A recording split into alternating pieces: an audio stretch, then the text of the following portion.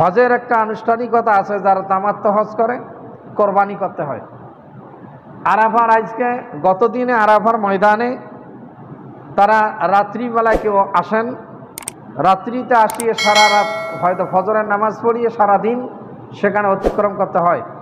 জোহর এবং আসরের নামাজ ওখানে একই সঙ্গে পড়তে হয়। জোহর এবং আসর মসজিদে নামিরায় হজের খুতবা হয়, যেখানে মসজিদে নামিরায় 2 লক্ষ থেকে 3 লক্ষ লোক একসঙ্গে জুমার নামাজ আদায় করতে পারেন। জোরে বলি সুবহানাল্লাহ। এবং এই হজের মৌসুমেই মসজিদটা শুধু খুলে দেওয়া হয় হজের দিনে, তাছাড়া প্রায় সময় সেটা বন্ধ থাকেন। মসজিদে নামিরায় হজের খুতবা পাঠ হয়। এবার হজের খুতবায় সবচেয়ে বেশি 9টা ভাষায় অনেক কয়টা ভাষা ট্রান্সলেট করা হয়েছে। মুসলমানদের ঐক্যের উপর জোরালো একটা ভাষণ দিয়েছেন যিনি হজের খুতবা দিয়েছেন। মুসলমানদের মধ্যে যে বিভাজন, মুসলমানদের মধ্যে বিভেদ, বিভিন্ন গোত্র, বিভিন্ন সম্প্রদায়, মাযহাব গোত্র, লা মাযহাব, শিয়া, খারিজি, রাফিজি, মুতাজিলা, বিভিন্ন ভাগে বিভক্ত মুসলমান, এই মুসলমানদের ঐক্যের উপর একটা বিশাল খুতবা দেওয়া হয়েছে এই গতদিনে। এরপরে হাজিরা এই আরাফার ময়দান থেকে মাগরিবের নামাজ না পড়ি মুজদালিফায় আসবেন। মুজদালিফা রাত্রি যাপন করা হচ্ছে ওয়াজিব। মুজদালিফা আসার পর সেখানে সারা রাত থাকতে হয়। ফজরের নামাজ পড়িয়ে এই ঈদের দিন, যেটা আজকে ওখানে ঈদ হইতেছে, এবং সেখানে ঈদকে কেন্দ্র করে আমাদের দেশেরও অনেক লোক ঈদের নামাজ, সাতক্ষীরায় দেখলাম 20টা গ্রাম, তারপরে আর অন্য অন্য জায়গায় সৌদির সঙ্গে তাল মিলিয়ে তারাও ঈদের নামাজ আজকে পড়তেছে। এখন এটা কবুলিয়তের মালিক আল্লাহ, ওদেরও আলেম ওলামা আছেন। এখন এগুলো নিয়ে অনেক ফিতনা, এবং অনেকে এটা আহ্বান জানাইছেন যে একসঙ্গে করা যায় কি না।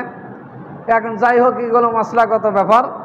সাতক্ষীরার 20 গ্রাম আজকে ঈদের নামাজ পড়তেছেন, আবার দিনাজপুর, আবার চাঁদপুর, অন্যান্য জায়গায় ওদের সঙ্গে তাল মিলিয়ে ঈদের নামাজ পড়তেছেন। তো এখন হাজিদের ঈদের নামাজ পড়ার কোনো সুযোগ হয় না।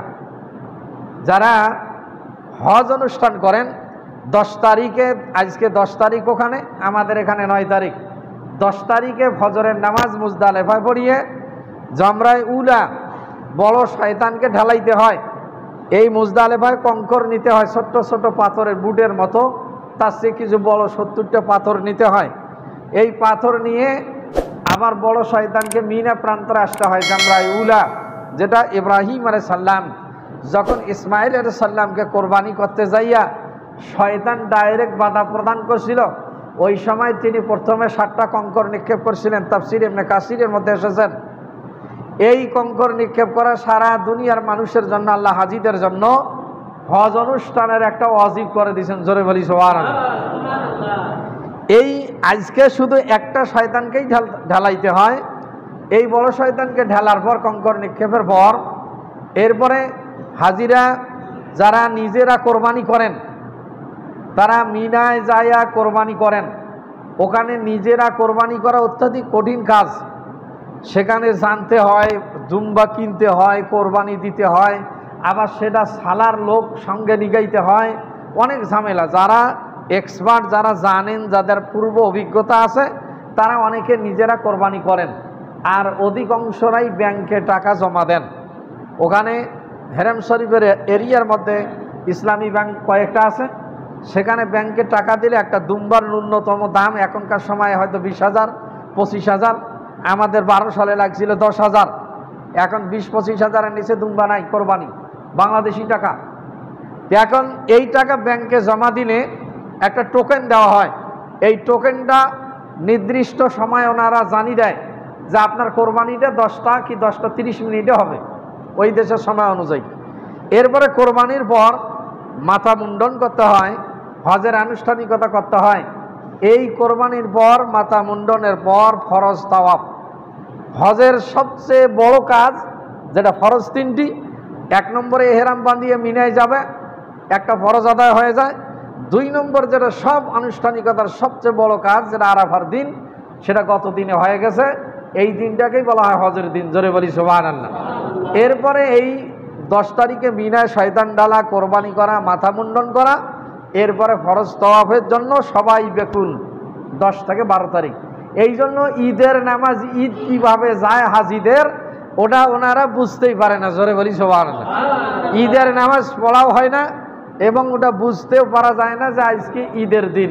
তবে ওখানে বিশেষ খানা দেয়, মুআল্লিমেরা উটের গোশত খাওয়ায় অথবা দুম্বার গোশত আরাফার ময়দানে এবং মুজদালিফায় বিভিন্ন জায়গা বিভিন্ন মুআল্লিম, এবং আরাফার ময়দানে এত পরিমাণ মেহমানদারিতার খানা আসে যেটা মনে হয় যে আরো ওই পরিমাণ লোক হয়েও খায়া শেষ করতে পারবে না। জোরে বলি সুবহানাল্লাহ। ট্রাকে ট্রাকে খাদ্য আসে বিভিন্ন খান থেকে হাজিদেরকে সেই দিন খাওয়ানোর জন্য। উটের দুধ, বোতল জাত দুধ, রুটি, ফলমূল, বিভিন্ন কিছু সেখানে হাজিদের মেহমানদারিতার জন্য অসংখ্য খানা সেখানে আসে। এগুলো খাইতেই পারে না। আবার ওখান থেকে যে বেশি পরিমাণ নিয়ে রাখবে তাও সমস্যা। মুজদালিফা রাত্রি যাপন করতে হবে, এ গাঁটলি গুন্ডি নিয়ে চলাফেরা এই কয়দিন হজের বিশাল একটা কষ্টদায়ক যে ইবাদত।